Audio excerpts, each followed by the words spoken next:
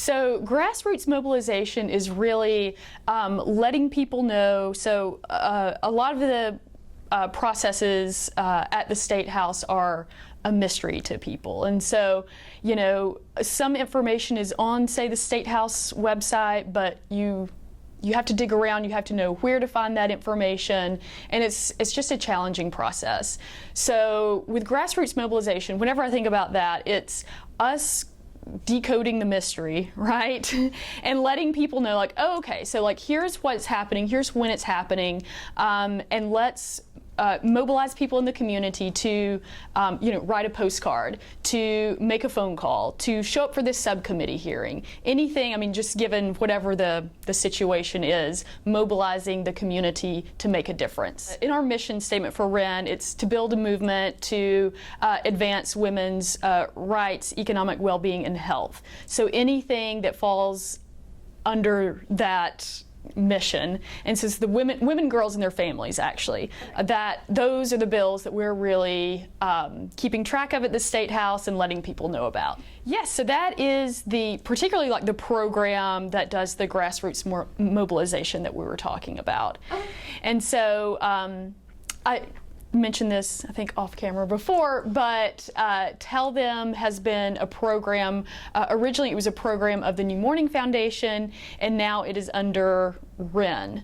But they have been doing work for about a decade in our community of letting people know specifically around reproductive health issues, but now under WREN we deal with a broader array of issues for women's rights. As Tell Them, we have worked in coalition with a lot of great organizations to pass bills like the Cervical Cancer Prevention Act. And so this was a bill that was passed last year, and it puts information about the HPV vaccine into the hands of parents who have children in the 7th grades, which is when you're supposed to be getting these vaccines. And so that took over a decade to pass that bill. A lot of blood, sweat, and tears went into that bill.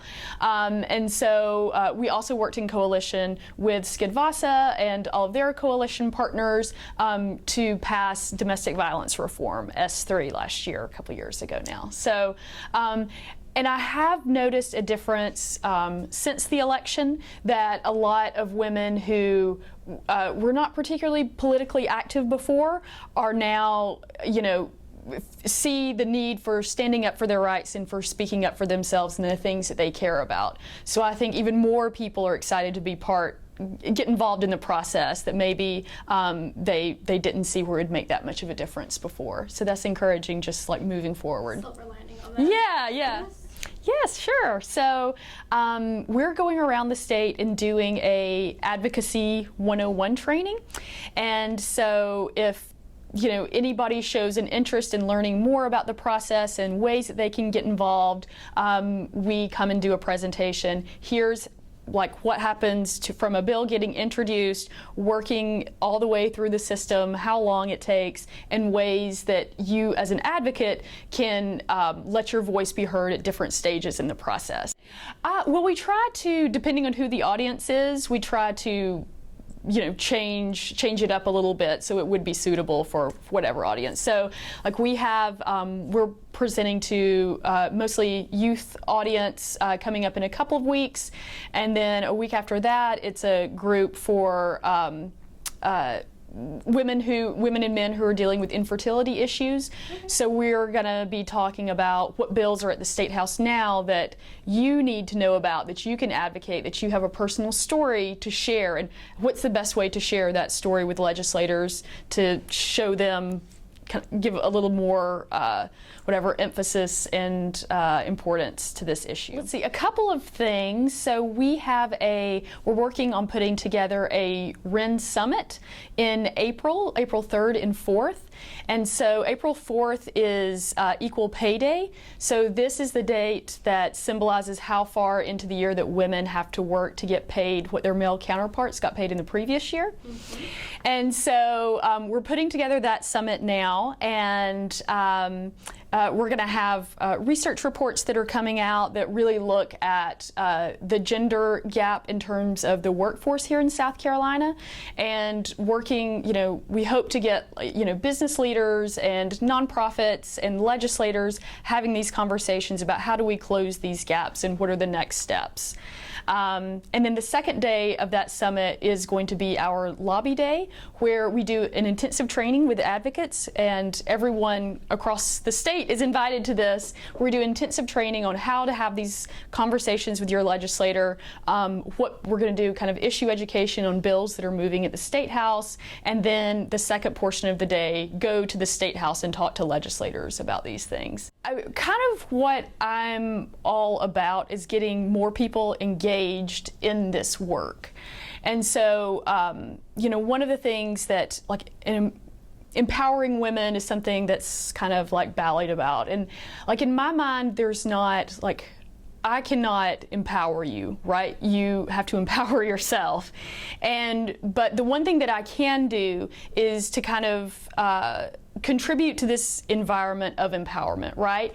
And to give women the tools that they need, give women the information that they need, discuss what are the barriers, what are the things that keep you from being more civically engaged, and working with people to help break down those barriers and give them the tools to have these conversations.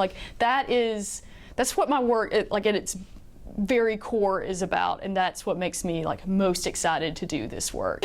Yeah, it's different, and I think in the nonprofit sector there are typically more women who are doing this kind of work, and how would I compare it to the academic world? So, and coming from the academic world where there were a lot of men in that world, and so it's, I don't know. I was having a hard time how would I describe what the difference between these two things are? Well, I would say I think there's more of awareness of the challenges that women face in terms of family life, and so we have people in our office who have children, who don't have children, but there's always an awareness of accommodations that we need to make for childcare, or accommodations. We have an office member who is going to be out on maternity leave soon, and taking kind of those life things that women experience that I think we might be a little more attuned to than in other professions. I think, particularly with the work that we do, a lot of people have preconceived ideas of the kind of people that we're going to be, or the kind of responses that we'd have to certain things. And so breaking down those stereotypes and those preconceptions, and getting people to have let's have a conversation, just the two of us, and not what you think that I think and what you think I'm going to say, but let's just kind of start, at zero, and then build kind of an open, trusting relationship and get some work done together. I mean, I think so. And, I wouldn't want to be anything other than what I am. And you take the good, you take the bad, and it's also one of those things this is the only way I know to be. So, I don't know. Okay, I like that. Very self-assured.